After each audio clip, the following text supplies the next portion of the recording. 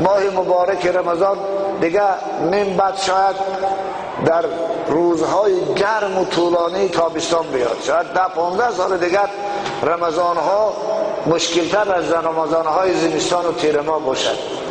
لیکن یک امتحان الهی است.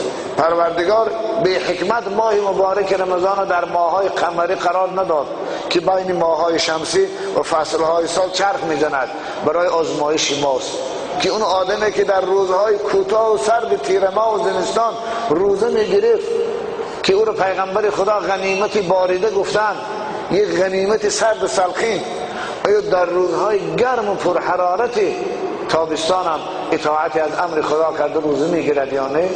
خلاص مرد و نامرد اکنون معلوم میشه. به قول سعدی ناصر خسرو که میگوید بگذار بر من و تو وزد باد مهرگان، آنگه پدید شود که نامرد و مرد کیست. خلاصه من بعد بنده مرد و نامرد اکنون جدا میشود، بنده صادق و کاذب فرق میشود. گر بود صادق کشد بار جفا، ور بود کاذب گریزد از بلا. نه دروغ، بنده دروغی باشد کاذب باشد و جای خلوت میبینی روزه میخورد، خیال میکند که اون جا خلوت از مردم ندید خدا هم نمیبینه. برادرای عزیز، هیچ جا شما از محضر خدا بیرون نیستید.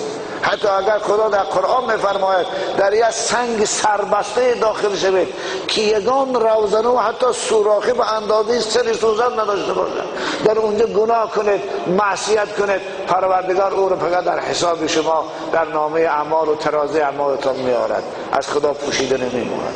با خیال نکنید در جای خلوت هیچ کی ندید مرا روزه رو بخورید. از این خده بنده میشید، بنده صادق شوید. بالله میگم تان روزه هاتون اگر به خاطر مردم میگرفته باشه، از حال خبر جنازه تان بگم، اون عبادت شما پیش خدا یک پری مگس ارزش ندارد. اگر به خاطر مردم، اگر به خاطر بنده های خدا میگرفته باشه.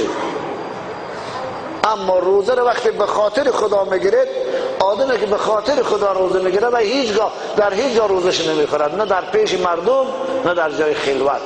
اونه که برای خاطر مردم روزه گیر است، در پیش مردم خوش روزه دار میگه، در جای خلوت میبینی منافق ها برای روزه خوری میکنن. منافق نشید.